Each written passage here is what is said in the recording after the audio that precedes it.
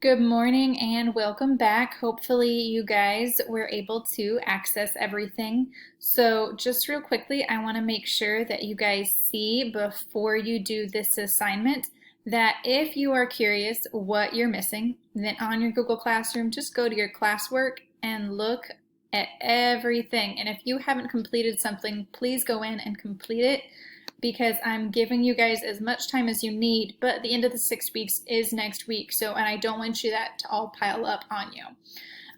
So the assignment we have today is called The Three Sisters Avenged, and hopefully you just went through your Nearpod slides, where you remember what avenge is. And for those of you who are in class, you remember that really dramatic story about my friend and her terrible, terrible husband, who was just a terrible person to her.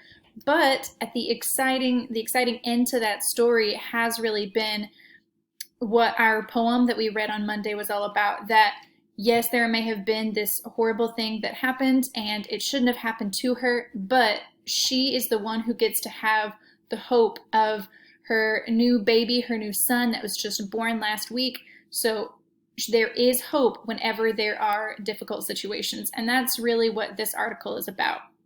So continuing with Women's History Month, even though it just ended yesterday, we're going to keep on going with it because it's always important. So this idea of avenge and hope and what you leave for the future is something that you guys just looked at in your slides. So I'm going to read through. I'm on student mode again. And I'm going to answer questions just kind of randomly so that you see what you're supposed to be doing, but also give you a little bit of help. All right, so the assignment directions tell you to take notes on how they're remembered. So remember, that has to do with legacy. Remember, if I highlight it, I can define or translate it. So on November 25th, 1960, the assassination of three sisters was ordered by the dictator of the Dominican Republic, Rafael Trujillo. So this man was the dictator, which means nobody elected him. He just decided to be in power. He didn't directly do it. He didn't take a gun. He told some other people to go and kill these three sisters, and they were the Mirabel sisters. And the murder sparked a series of events that ultimately resulted in the fall of his regime, which means, so he kills those girls, but everybody in the country was so upset by it that eventually he was no longer dictator, and it was because of what he did. So even though that was in 1960, and it's like a long time ago now, the Dominican Republic, that country, continues to remember the sisters, so their legacy, and show their respect. In this New York Times article published in 1997, so still a long time ago, but 40 or 30 years after it actually happened, this person, who's the author, explores the persisting legacy of the Mirabel sisters. So we're going to go through and keep thinking of the idea of a legacy and how their legacy created hope. Just like even though Malala was shot in the face, it didn't mean that she doesn't have any more hope. It doesn't mean people lost hope whenever they thought she was going to die. It actually created more. So based on what I just read, I'm going to make a prediction about the title. Because remember, whenever we have a nonfiction, we're going to go title, images, and main details first. And that's part of our times. So The Three Sisters Avenged, a Dominican drama. What will the selection be about? Can I make any connections to the title? And I'm just going to go doop-a-doop-a-doop-a-doop. Submit. Because I don't want you guys cheating off of me. Just make a prediction. Be thinking about what this selection could be about. So when the dictator, Rafael Trujillo, here he is over here, had Patria Minerva and Maria Teresa Mirabel killed in 1960, he and his gang thought they had finally gotten rid of the sisters who threatened their power. They were like, yes. Although it's taken some time, the Dominican people have found an appropriate or fitting way to avenge their murders. So remember, revenge is if someone had attacked you and you're getting back at them, but avenge is someone has attacked someone else, because obviously those sisters can't get back at Trujillo, they're dead. So somebody else has to avenge them, just like I will avenge my friend. From the beginning, the killing of the three beautiful young sisters had greater effect on Dominicans than most of Trujillo's other crimes. So the reason why it had a greater effect on Dominicans is because he didn't just kill them, he had also tried to do all sorts of crazy things to them. He had tried to attack them and rape them and kill them and do terrible things to their dead bodies. So the Dominicans were really taken aback by what he had done. So Bernard Dietrich wrote in his book, Trujillo, The Death of the Dictator.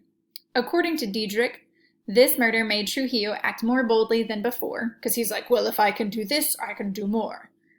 And his actions led to his own assassination 6 months later by fed-up members of his own gang. So this guy over here was like, yes, I killed these girls, I can do more things, and he started getting way too crazy, and his own gang, his own guys were like, that's enough, and they killed him. So he got what was coming to him.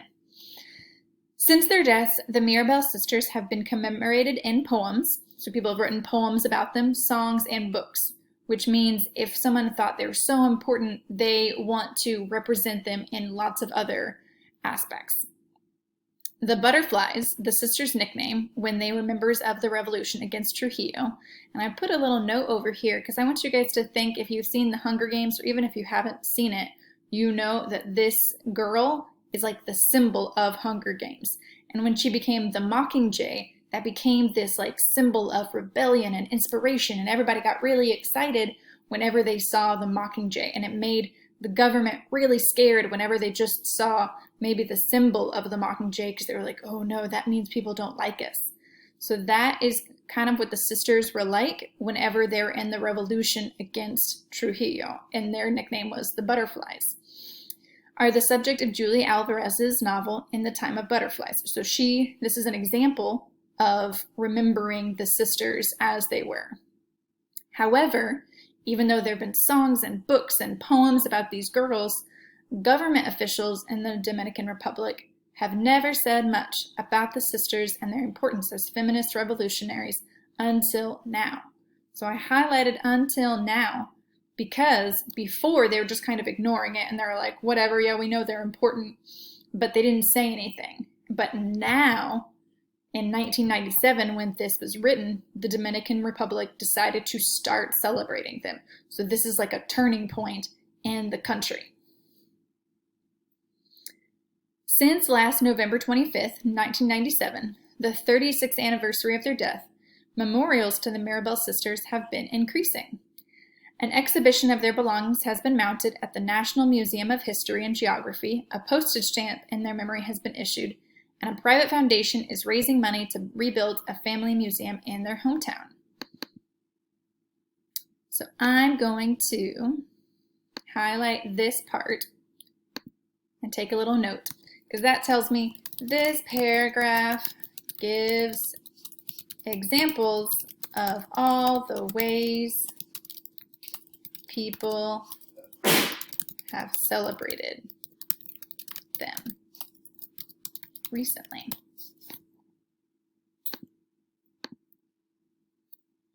All right. And I'm just going to guess a random one. I don't know what it is. I'm just guessing. Don't pick that answer. Hope it's incorrect.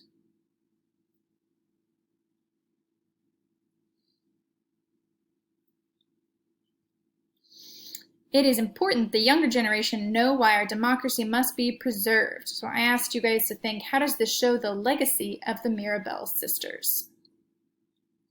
So I'm asking you a poll. This is not a graded question, but you do have to answer it. Do you think a country with an elected leader, like countries that have presidents or prime ministers or anything where people have to go and vote, do you think that type of country gives more people hope than a country with a dictator? A country where someone just was like, I'm the leader now, do what I say. So I'm going to say no. I'm going to keep going. The most visible symbol of the Mirabel's vindication will soon, vindication means proof that they were right. So if the Mirabels were looking down at everything that was happening, they'd be like, yes, we were right, we did what we were supposed to, because they are going to see this symbol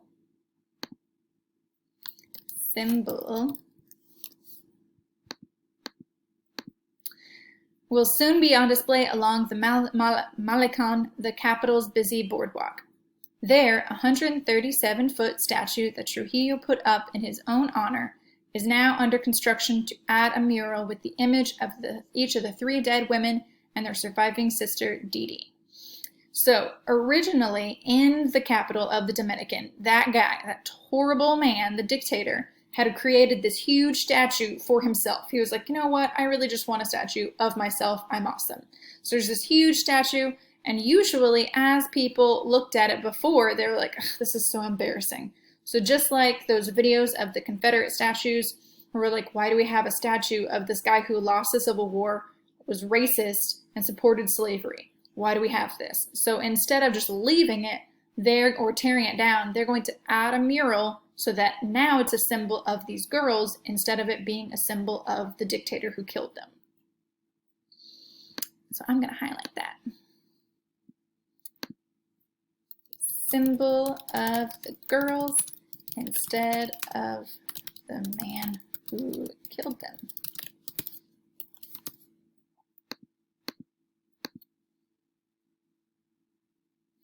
This note is lit.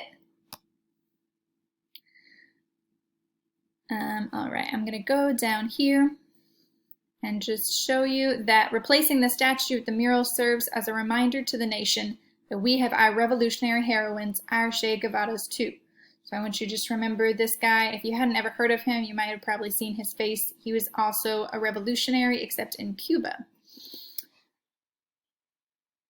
So the mural is important to the surviving members of the Mirabel family too. For example, painting the mural in pastel colors can be seen as a victory that is not only political, but one of gender. So you're going to think about what the new version represents. And I highlighted or underlined some key points of the question so that you guys see the differences. I need to pin that question. Here, unpin it. I need to keep going. I'm just going to pick this one. I'll keep going and hide the answer. However, their connections to the murder are far more real because they serve as government officials in the building that used to be Trujillo's home. Vice President Jaime David Fernandez Mirabel worked at the same desk that once belonged to Trujillo's brother in the National Palace. So, somebody who was related to those girls is now a leader in the country.